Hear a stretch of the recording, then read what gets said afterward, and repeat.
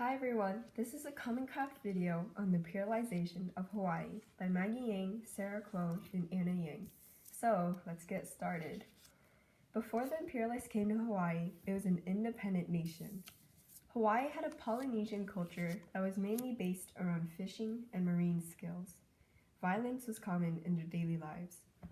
However, in the 18th century, Captain James Cook and the British convinced a Hawaiian prince, Kamehameha, to build a unified kingdom of the regional tribes and to enforce Western ideals.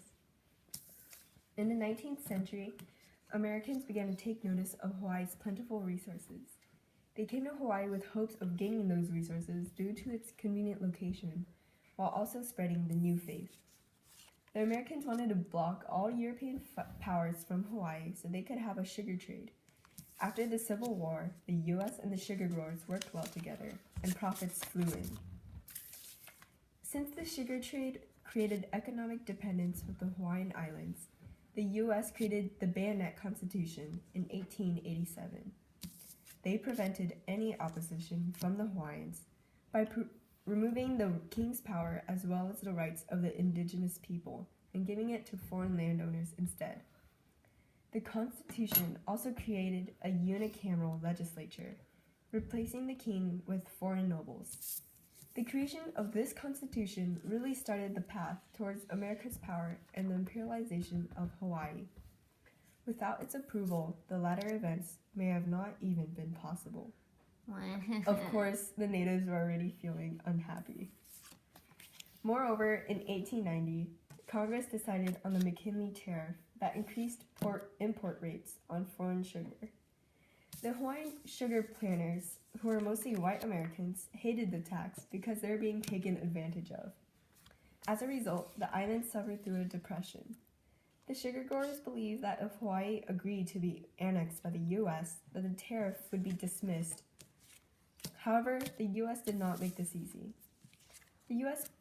planned to retain sovereignty by maintaining the neutrality of the islands and their independence, not let any European nations annex or control the islands, provide a naval base for the U.S., open up new trading ports, and to become one of the world's powers and control the Pacific. All because of the one resource, sugar.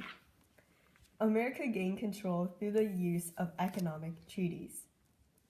Although Hawaii had their own government at the time, the U.S. took control of them without the consent of the governed, limiting voting rights and creating a protectorate government through economic imperialism.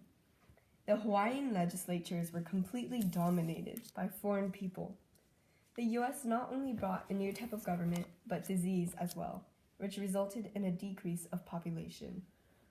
This led to many Chinese and Japanese workers brought in to work for Hawaii, creating a boost in the economy. Whalers produced seaport towns, foreigners planted commercial crops like sugar, and missionary families leased or bought land. In 1893, the U.S. created a naval base in the center of the Pacific for fear that the Japanese would plan any rebellions. In 1898, even with petitions and objections from the natives, the Hawaiian ruler was finally disposed, and imperialistic U.S. Congress officially took over the Hawaiian Islands. Queen Liliuokalani was the last monarch of Hawaii, and Hawaii was now completely in the hands of the United States of America. Unfortunately, Hawaii never gained independence from the United States. Although Grover Cleveland, the President of the United States at the time, disapproved of the annexation of Hawaii and wanted to restore the Queen, Hawaii still became the 50th state of the U.S. in 1959. The annexation of Hawaii allowed the U.S. to control the territory around the Pacific, and the United States was able to build a naval base, the Pearl Harbor.